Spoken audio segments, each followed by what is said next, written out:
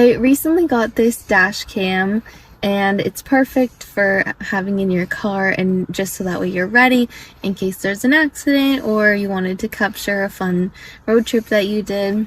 So here's what comes inside the box. You have the camera and the screen here, and then you have some cables that you need so that way you can plug it in. Obviously, this is the first camera. This does have 3 cameras total, but this one's going to be facing out, and it's kind of the traditional camera. And then the other camera is one that's for the inside of the car that you can just plug into the side here, and it just clicks in like that. Finally, you have this camera, which is designed to hook up for the back of the car. First thing you want to do is put on the mount, and then you just slide it in to attach here. So now that it's mounted, I'm just going to go ahead and attach it to the outlet here. And it has a little blue light, so I know it has power.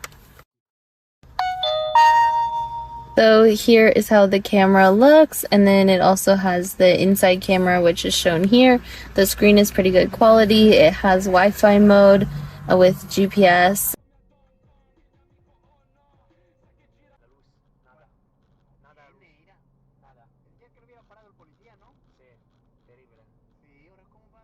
So overall, I can highly recommend this product.